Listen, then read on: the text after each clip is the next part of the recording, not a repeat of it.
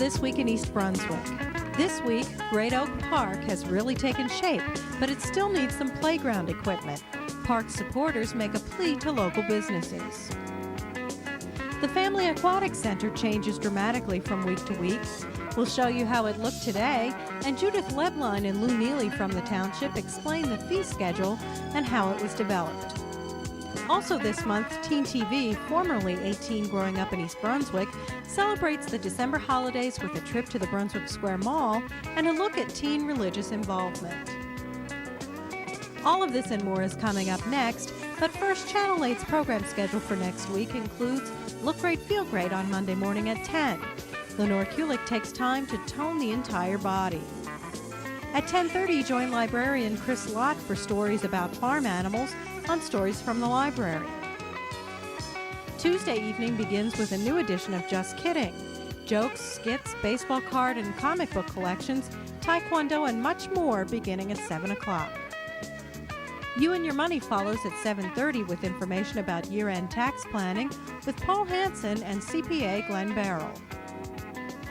Dressing like a cowboy and learning to ride a horse are the challenges that Judith Lebline faces on Exercise the Right Choice. She travels to Mickey's Gourmet Pastries and Hickory Hills Western Wear at 8 o'clock. On Wednesday evening, the focus of Spotlight on Education is the visual arts curriculum at East Brunswick schools. At 8 o'clock, tune in to Teen TV for teenage perspectives on religion and the December holidays. This Week in East Brunswick returns at 7 and 8 o'clock on Thursday, and at 7:30 on Aging Aspects, Patty Sullivan reveals the works of artist Pepe Alona. Tune in to the Community Bulletin Board for Saturday's cablecast schedule and announcements of local events. Work at Great Oak Park is well underway. Township planner and landscape architect Steve Gottlieb recently gave a brief history of the park and explained plans for its future. The park had its origins back in the mid-'80s. Developer donated the land around the Great Oak Park, the Great Oak Tree, to the township for park purposes. Then the first consideration was really to have it as a completely total passive park. And what my predecessor had done was designed a arboretum type of park with a tree planting which has been completed of trees representing all the numerous species and different types of material, mainly for an arboretum type feel. It was then later on when I started taking a look at the park that we got into a more sophisticated design, making it a little bit passive, a little bit more active, but to maintain a little bit of the passive theme of the park. I designed a walkway system that would take people around the whole park to take a look at the trees, the Great Oak, and then also walkways to and around a playground, two pieces of playground equipment, one for the 2 to 5 year old range, a second for the 5 to 12 year old range. The 5 to 12 year old range piece of equipment is a larger piece and is actually located, it's located in the center of the park with a pathway right off the parking lot to that. We're also going to have a gazebo in our next phase to go along with the playground equipment. We also have a water fountain, benches, bike racks, and then we will eventually are looking to put in information kiosks for basically telling a history of the park and giving recognition to the people who have contributed to the construction of the park. And then along with the gazebo, we're looking to have possibly a monument or a flagpole with and additional plantings. Basically, to sum it all up, we have also are going to have all the trees of the different species labeled with plaques and stating I'm hoping at this time to have both their common name, which is in English, and their Latin name, for anybody who, to continue with that arboretum type of experience that we were looking for in the design of the park. Right now, we're hoping to have this stage, which is phase 2, completed. The hard construction completed by the end of the year. We're looking to have the play equipment installed and the safety surface installed sometime in the spring, and we're hoping to have the next phase under construction and completed next fall. I mean, that depends on on the funding.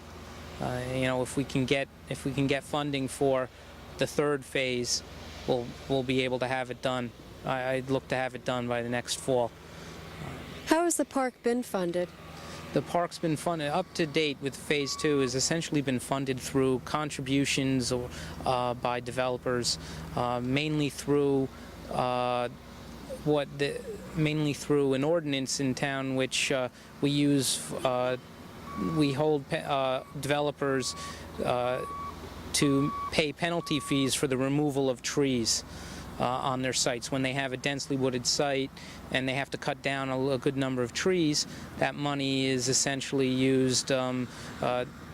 A penalty fee is required, and that money from a couple of the developers who have had to pay these fees have been used and put forward toward Great Oak Park. We have 2 pieces of playground equipment planned for the park. One is designed for 3 to 5-year-olds. It'll have 6 different play activities, and it'll accommodate 10 to 15 people. And that piece of equipment is about $5,000. The second piece is designed for 6 to 12-year-olds. It'll have 10 play activities, and it will accommodate between 25 and 30 people. That piece, it costs approximately $15,000. The playground equipment is designed to meet all ADA standards. It's completely accessible. That's another good point about this particular piece of equipment.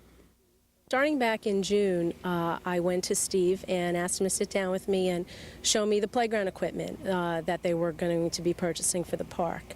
At that time, we talked about the fact that the structures were very small. I felt that by the location of this park with Riders Lane and Ruse Lane right here, it's highly visible, it's centrally located, and I felt that the park would get an awful lot of use, and the playground equipment originally earmarked was quite small. I talked about getting larger playground equipment, and Steve's answer to me was money. And I said, well, if I can get you the money, can you get me the playground equipment? So starting back in June, I've been working with the Mayor's Office, with the Township Department of Parks and Recreation. I appeared before the Planning Board, before the Town Council, in order to form the Great Oak Park Fundraising Committee, which is going to start this week, approaching local businesses, asking them to contribute money to be used to purchase playground equipment for the park. In turn, what we'll do is give them a plaque with their name on it for a donation of $2,500. Donations of $500 to $2,500, they'll get their name on a permanent structure within the park and the information kiosks, and donations of $500 and below will get a special thanks and an honorable mention at the opening day ceremony. All contributors will be invited to the opening day ceremonies as well. If someone is interested in contributing, how can they contact you? Well, they should contact Steve Gottlieb at the Department of Planning, and his phone number is 390-6870, or they can mail a check also to the address at the Township, P.O. Box 1081, East Brunswick. Are you accepting contributions from individual citizens? Yes, we are. We're targeting local businesses basically because it's an advertising vehicle. I know for myself as a consumer, when I see places like the Olive Garden, who I know sponsor a lot of the recreation activities, I know to me that means a lot more than seeing an ad in the paper. So based on that, that's really where the idea in my head came from. I looked at it as an advertising vehicle for businesses who want to participate in community events but maybe don't know how. So that's why we are specifically targeting businesses in the area. But of course we'll accept donations from individuals. Hi, I'm Judith Levline, Director of Recreation, Parks, and Community Services, and with me is Lou Mason-Neely, the Finance Director for East Brunswick Township, and we've been working together on this project, and I thought you'd like to hear a little bit more about the financial information with the new Family Aquatic Center. Lou, tell me, what's the general basis that we've established this Family Aquatic Center on, the financial basis? Okay, now am I supposed to talk to you or look at the camera? Folks, I'm going to talk to you. What this is, it's a utilitarian concept. That means those who use it pay for it. If you don't use it, you won't pay for it. So we've designed the facility to handle 10% of the population. That's based upon our 4 or 5 years of survey and what's happened at the community beach. By providing a facility for 10% of the population at a bargain price of $200 for a resident family, we believe we have a quality facility, and it will take and shove off or reduce the tax implication that people who never use it were paying for in their tax rate. So we're benefiting those who never use it, and we're providing an improved product for those who do use it. So the difference is we now have an elective situation. If you want to use it and enjoy it, you pay for it. If you're a citizen that doesn't choose to use it, none of your taxes are going into it. That's right. Elective is a nice word, because before it was elective, those people who elected to belong were members and they could use the beach. But the rest of the people who were subsidizing it through their general taxes didn't know that they were unofficially paying for it. They're no longer unofficially doing that, and so you people have got a surprise. We're going to reduce that piece of your cost. Now, what's amazing to me is the reaction has been terrific, because they are really getting a bargain. $200 for a season of fun for a family is incredible. That's more than gas money you'd spend going to the beach. Oh, far less expensive than that. The other thing is that I think about a third of our anticipated subscription is already done. Out of the 1,500 families, with 10% of the population of residential population, it's 1,500 families. We have 500 who have already signed up under the $200 price. So I suspect that we will soon be oversubscribed, and at that point we'll have to cut off the memberships. That's going to be a problem because it's such an exciting facility. At the same time, as we get into a longer time, those people who miss the early subscription will just have to be day members or come at their leisure when the facility has space. Well, you know, the interesting thing is that over the years, the Recreation and Parks Advisory Board priced the community beach in order to try to get members, because we were just dying down here and we just couldn't get new members. So with this new opportunity, there's a whole new fee structure and there's a whole new regulation structure, and there have been some questions. We've gone to the 18 years of age to be an emancipated child. In other words, you have to now buy a individual membership. Do you want to expand on that a little? The fees came out of the Park Recreation and Advisory Board, which is a cross-section of the community and covers all of the people, or all those groups that represent the soccer, the baseball, the basketball, the league, swimming. All of those groups are part of this board, are represented on it. They looked at it and said this utilitarian concept should be that a family is up until the age of emancipation. IRS says that if you're 18 or older, you're subject to different regulations. And that's the age you can sign a contract. That's the age you can go into the service. You go into service, you can vote, in all of those situations. So what does happen? We determined that if you're 18 or older, you're no longer part of the family. At $200, it's a family membership under $200. But of course, if someone has a child who's in college or is working, it's $90 additional for this. That's less than 1/5 of what you would pay for a private swim club. And it's far less than one would drive to the beach for the entertainment value you'd have here.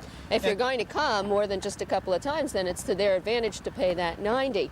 And $90 is nothing. You can't buy a ticket to a concert today without spending that much or more. Well, I'm always tight about money. $90 is something, and I love to think that $90 is a lot, but there's a lot of entertainment value here for $90. And so if someone looks at it, and they can make an intelligent judgment. That's why they're 18, they're able to make that judgment. And we're asking the population. This facility is not for everybody. It's only that utilitarian concept, those who wish to use it. It's just like the park and ride facility. We provide commuter parking at 2 locations, at the Nilsson Garage and at the Transportation and Commerce Center. But there are some who elect to park in an open lot up at Rickles. There's no bathroom facility, there's no security guard, and there's a whole bunch of features that they don't have. And they have limited service, but yet they save $1 a day. If someone wants to save $1 and not participate, that's fine. But if we have a service that's available and they want to take advantage of the service, it's a very inexpensive service. That's the concept upon which all of the structure has been based, and that's the concept which the Parks and Recreation Advisory Board came to the governing body and said, these are the fees we want to charge. And so those fees are fixed, they're established. We've already made that commitment through our commitment to the bonding to finance this operation. And so we're well down the road. And as you can see, the project is well under construction. Let's talk a little bit about our senior citizen friends. The age that you become a senior citizen at the Aquatic Center will be 65 years old, where you get a 10% discount. That's right. And that 65 age is also the state law on if you're looking for tax exemption.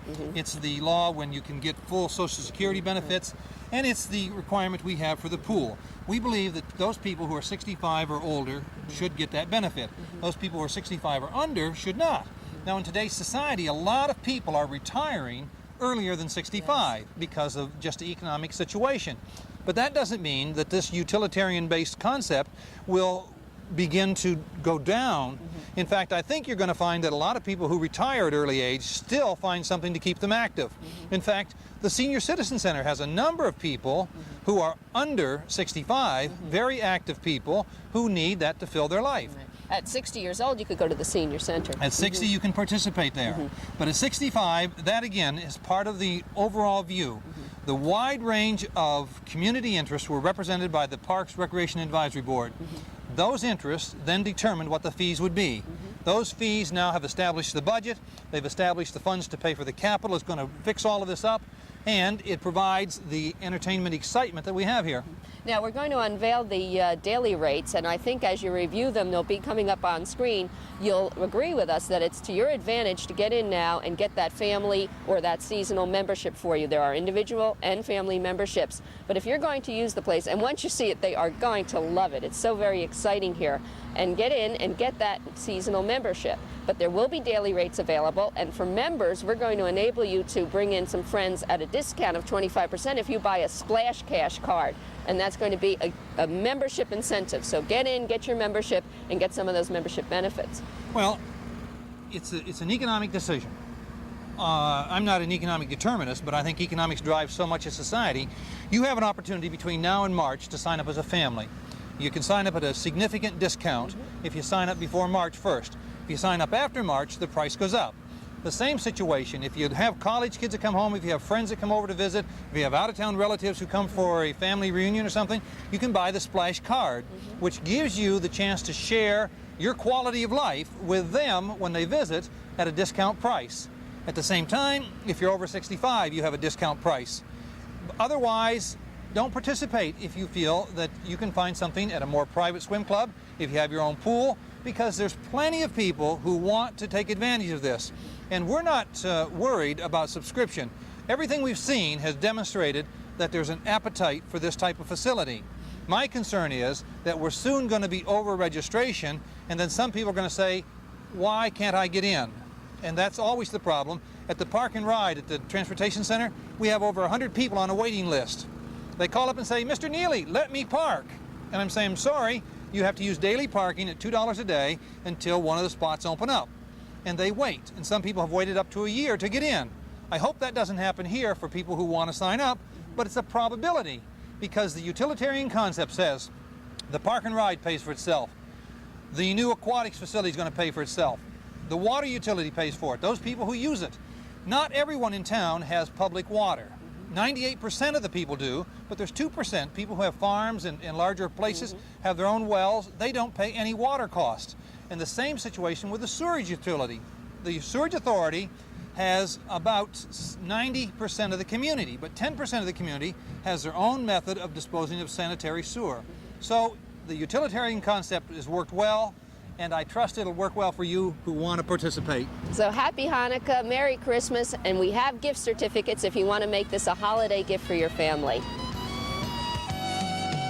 The East Brunswick chapter of Haddasah is now involved in a project to raise money for cancer research. Haddasah volunteers are providing free gift wrapping at 2 stations in the Brunswick Square Mall.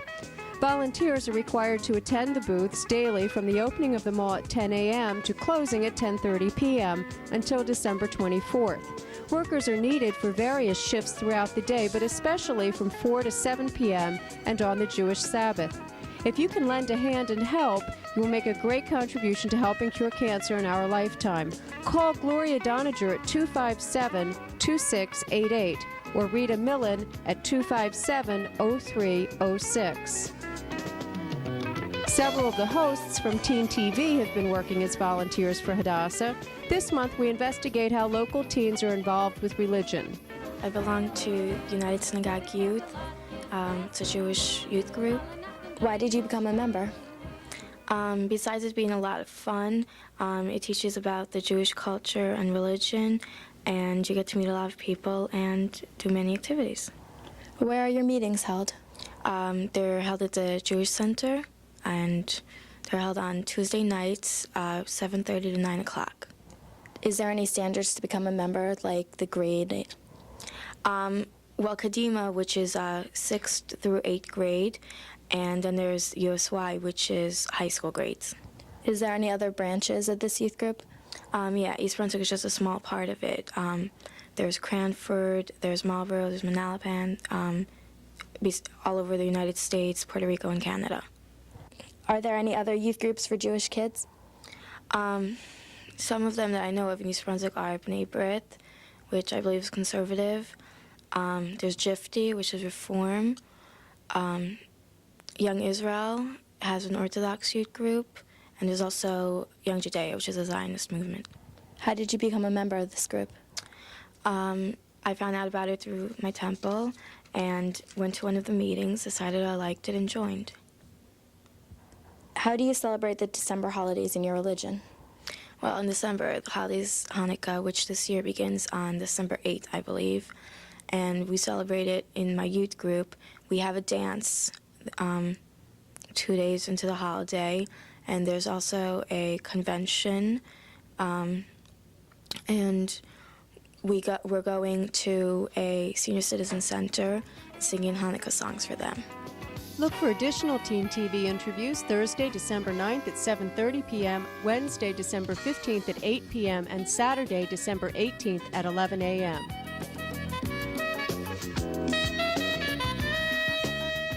At Monday night's council agenda meeting, Mayor Ira Oskowski honored Rebecca Brenowitz and the Human Relations Council with a proclamation recognizing Our Community is Fair Day. Whereas the East Brunswick Human Relations Council sponsored its first multicultural fair on Sunday, October 17, 1993. And whereas this festival, appropriately named Our Community is Fair, was conceived to help people understand and appreciate the cultural diversity that exists within the community. And whereas Rebecca Brenowitz, a member of the Human Relations Council, since its inception in 1991, was designated as a coordinator of this event for the council. And whereas with the assistance of other council members, Rebecca directed and planned the day's activities and is credited with much of the work that had to be accomplished to bring this project to fruition. Now, therefore, we proclaim that I, Ira Oskowski, Mayor of the Township of East Brunswick, do hereby commend Rebecca Brenowitz, who gave selflessly of her time to organize this fair, which went a long way towards improving the quality of life for all. Be it further proclaimed that I express my appreciation as well to the other members of the Human Relations Council for their assistance in bringing this meaningful event to the residents of our community. Thank you very much.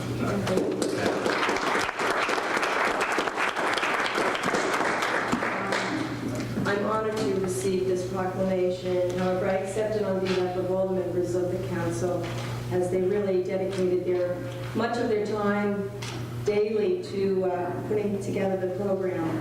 Although there was a lot of work unknown to us at the time that went into planning this event, East Brunswick truly deserves to have an annual event such as this one to highlight the richness in the various cultures that this town has to offer.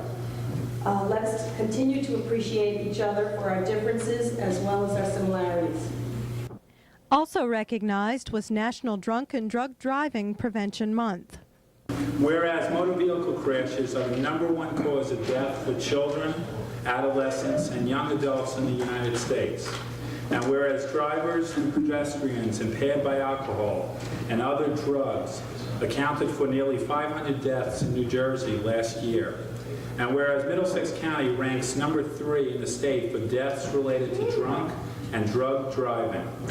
And whereas alcohol is involved in nearly half of all traffic fatalities, and whereas injury and property damages resulted from impaired driving cause physical, emotional, and economic hardship for hundreds of thousands of adults and young people, and whereas intense public education efforts have proven that alcohol-related highway crashes are not accidents and can be prevented, and whereas comprehensive community-based strategies to further reduce and prevent impaired driving tragedies are known. Now therefore be proclaimed that I, R. Oskowski, Mayor of the Township of East Brunswick, do hereby proclaim December 1993 as National Drunk and Drug Driving Prevention Month in East Brunswick. I also call upon all citizens, public and private, institutions, businesses, hospitals, and schools in New Jersey to promote awareness of causes of driver impairment, existing and proposed laws intended to further reduce and prevent impaired driving, and opportunities to establish safer and healthier norms regarding the use of alcohol and the other drugs for all citizens, particularly young people. Every year, Julius Scissor owner Julius Bellafronte sponsors a cut-a-thon at his hair salon. The proceeds benefit Camp Daisy and the East Brunswick BIC. Julius was also honored at the council meeting. Whereas Julius Bellafronte, owner of Julius Scissor Hair Salon at 318 Ruse Lane in East Brunswick, gave generously of his time and expertise and that of his staff by conducting a cut-a-thon to raise money for Camp Daisy. Now therefore be it resolved by the East Brunswick Township Council that it hereby honors Julius Bellafronte, owner of Julius Scissor Hair Salon, on behalf of a grateful community. Julius, thank you.